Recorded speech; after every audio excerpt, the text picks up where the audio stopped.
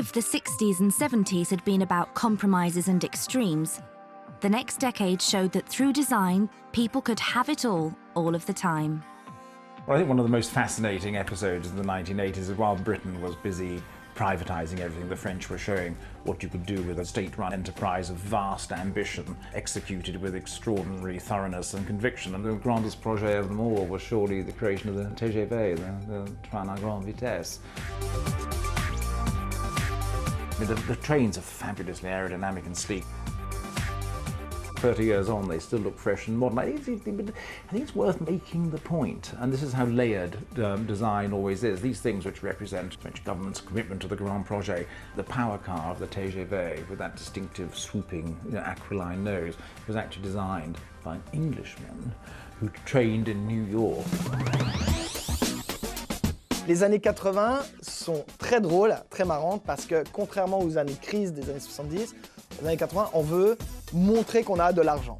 Dans la mode, bien sûr, c'est l'explosion, il faut être chic, luxe et en même temps casual. C'est le début, par exemple, du sportswear. C'est la première fois qu'on porte des baskets, des sneakers, mais dans la rue. Ça fait partie du look. Et ça veut dire, je travaille, je suis cool, je vais vite, je suis sportif, je suis en forme.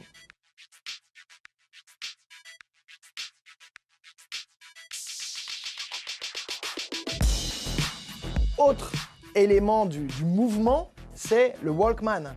Pour la première fois, le Walkman Sony, le Walkman, on le porte, c'est un symbole de jeunesse. On écoute de la musique en courant, en marchant, en allant au travail. Et ça veut dire je suis cool, je suis jeune, je suis moderne, j'ai de la technologie, j'ai un peu d'argent, j'achète des choses qui viennent du Japon.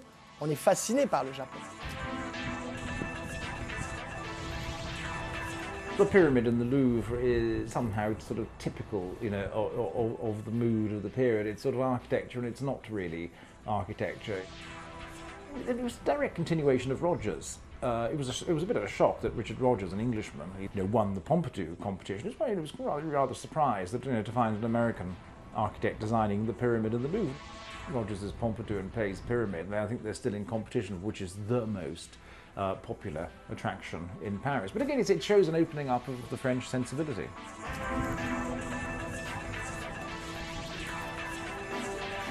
The 1980s was also the decade in which my own design museum was created. Let's not forget that. I mean, what Terence Conran and I did with the Design Museum was, in the 1980s, was just a, people laugh about the zeitgeist, but here in the 1980s we actually felt it was the right thing to do, to create a museum. Like some of the sports casual clothes of the 80s, car designs were also beginning to cross over. One particularly eye-catching sports coupe showed that Renault was rediscovering its confidence in designs that sought attention. La Renault Fuego a été lancée en 1980.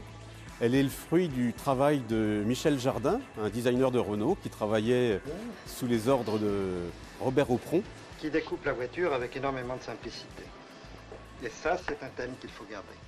La Fuego, elle est basée sur la plateforme de la très sage Renault 18 et tout le but du jeu était d'en faire un coupé pas tellement sportif, c'était pas ça sa vocation, mais on va dire peut-être un peu plus show-off, un peu moins sage, un peu plus flamboyant que la berline Renault 18. Alors la Renault Fuego, c'est pareil, c'est une voiture qui sort en 1980. On est dans quelque chose d'un petit peu atypique pour du Renault. C'est en fait le coupé R18, mais ça ne ressemble pas du tout à une R18, heureusement d'ailleurs. Et donc on est dans quelque chose d'assez original. C'est un petit peu une Porsche 924. I think something like the Renault Fuego is all the rational principles of car design are rather left behind. It's something which can become, it has its vices and its virtues as a product, but it does recognise this idea that a car can be something playful. It can have qualities which, which could not be determined entirely, technologically and scientifically. C'est son aérodynamique. C'était une caractéristique très importante à l'époque. On était après les crises pétrolières. Et on a réussi ici à avoir un CX de 0,34, ce qui était excellent pour l'époque. Deuxième grande caractéristique, ces bandes latérales striées qui vont dynamiser le profil de la voiture.